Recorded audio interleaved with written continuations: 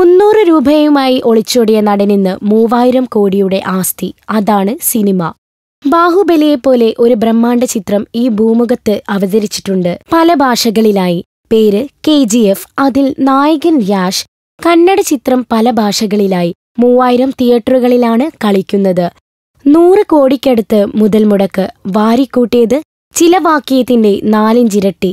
എന്നാൽ ഈ ചിത്രത്തിലെ നായകന്റെ യഥാർത്ഥ പേര് നവീൻ കുമാർ. അച്ഛൻ BSRTC ബസ് ഡ്രൈവർ, അമ്മ സാധാരണക്കാരിയായ വെറും വീട്ടമ്മ. സിനിമയിൽ വരും മുൻപ് നവീന് വീടിനടുത്ത് പച്ചക്കറി കച്ചവടം. അവിടെ നിന്ന് ഒളിച്ചോടുകയായിരുന്നു. കുട്ടിയാകുമ്പോൾ മുതലുള്ള മോഹം യാഥാർത്ഥ്യമാക്കാൻ, സിനിമാ നടനാകാൻ, വെറും നടനല്ല സൂപ്പർ ഹീറോയാകാൻ നവീൻ അങ്ങനെ യാഷായി. ഇനി കഥ കേൾക്കുക. എന്റെ മോഹം നടക്കില്ലെന്നായപ്പോൾ വീട്ടിൽ നിന്ന് ഒളിച്ചോടിയവനാണ് ഞാൻ. 300 രൂപയാണ് അന്ന് എന്റെ കയ്യിലുണ്ടായിരുന്നത്. ബാംഗ്ലൂർ എന്ന മഹാനഗരം കണ്ട് ഞാൻ ഞെട്ടിത്തരിച്ചു. ഇത്രയും വലിയ ഒരു നഗരം ആദ്യമായാണ് കണ്ടത്. തോൽക്കാൻ എനിക്ക് മനസ്സില്ലായിരുന്നു. നാട്ടിലേക്ക് മടങ്ങിയാൽ ഇനിയൊരു തിരിച്ചുവരവുണ്ടാകില്ല എന്ന അറിവും എന്നെ പ്രചോദിപ്പിച്ചു. അങ്ങനെ എന്റെ അരങ്ങേറ്റ ചിത്രം മുങ്കിന മനസ്സിനിടയിൽ റിലീസായി. അതിലെ നായിക രാധികയുമായി പ്രണയത്തിലായി.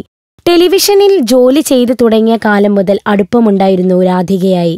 5 വർഷത്തെ പ്രണയത്തിനൊടുവിൽ വിവാഹം കഴിച്ചു. KGF വൻ വിജയമായതോടെ ഞാൻ നടനായി, കോടീശ്വരനായി. ആഗ്രഹിക്കുമ്പോൾ അത് വെറുതെയാകാനല്ല, യാഥാർത്ഥ്യമാക്കാൻ വേണ്ടി ആഗ്രഹിക്കുക. എല്ലാം നടക്കുമെന്നതിന് തെളിവ് ഞാൻ തന്നെയാണ്. യാഷ് ഒരു മടിയും കൂടാതെ പറയുന്നു.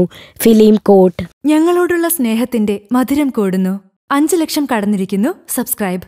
നിങ്ങളും ബെൽബട്ടൺ അമർത്തോ. നല്ല വാർത്തകളുടെ നോട്ടിഫിക്കേഷൻ ഉടനെത്തും.